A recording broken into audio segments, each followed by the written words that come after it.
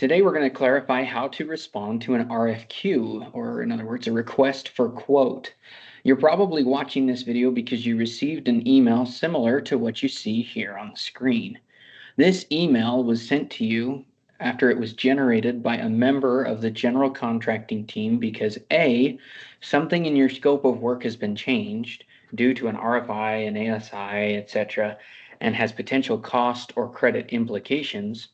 Or B, the owner or architect is looking at making a change to the plans that's going to affect your scope of work and would like to know how much that potential change will cost. In order to properly respond to this RFQ, there's several key steps to follow. Step 1, read this email and all of the attachments.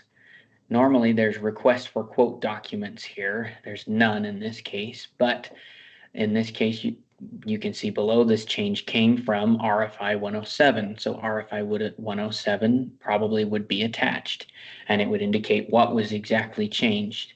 You can see here below in the summary a small description. The owner has requested that the snow guards at the clubhouse be installed the full length of the building. And then you would see the attached RFI 107 for more clarification. Make sure to read the whole email and all attachments to fully understand what items have changed and what costs and/or credits are being requested. Contact a member of your general contracting team if you need additional information or clarification before continuing. If there are no costs associated with these changes, you may come down to the bottom of this email and click No, where it asks, do you have a cost or schedule impact associated with this scope? Click No here. It will send a message to one of your general contracting team members, and then from there you should reach out to them and explain why. Whether that's through an email or a phone call, please just help them to know why there is no cost change. If there is, do not click yes. There are a couple important steps that have to be completed first. And that's actually step 2 of the RFQ process. So step 2 is to create a PDF invoice. I'll show you an example here on my screen. Just a PDF that outlines where my costs are. In this case, it's a very simple cost to add snow guards. There's a linear footage. Anyway, I won't dive into the whole invoice here. Each company, you probably have your own change order invoices that you're supposed to use. We encourage you to use those, but we need you to fill that out and provide any and all documentation that you can for backup. The more information that you give to your general contractor, the more information they have to be able to defend those costs to the owner or to the architect. We're all on the same team, and we just want as much information as we can to be able to make sure that these costs make sense. Okay, once you have that invoice created, step 3 is to come back to this email you see on the screen, and then you can click yes. Click yes, it's going to take you to Procore and ask for you to sign in. So I'll sign in really quickly. Log in. Okay, so what it says here is it flashed a message saying, we have notified Headwaters Construction Company or the general contractor that you do have a cost or schedule impact. You're not done here.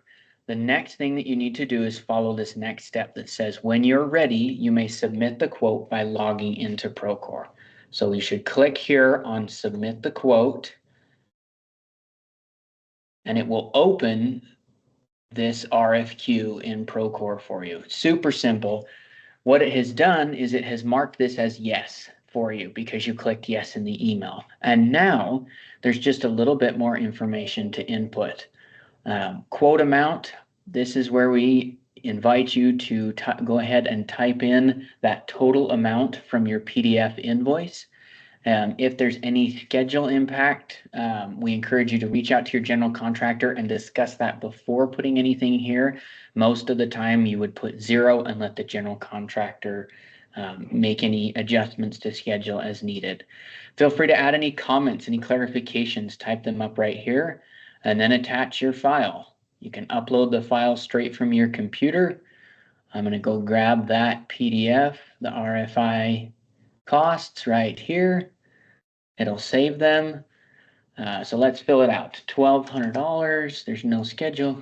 I'll say, please see attached for more info. You don't have to type this. I'm just putting it there so you see what it looks like. And then you will hit post response. And at that point, you should be able to see at the bottom that your response has gone through. It will notify your general contracting team and will give them the information they need to now process this RFQ moving forward. If you follow these steps, you will make it so that RFQ RFQ processing is simple, fast, and there's no issues. If you have any questions, reach out to your general contractor for more information. But yeah, that is the general process. Once you're done, this email can be saved where you need it, or it can be deleted. You have officially responded to the RFQ and the process is done.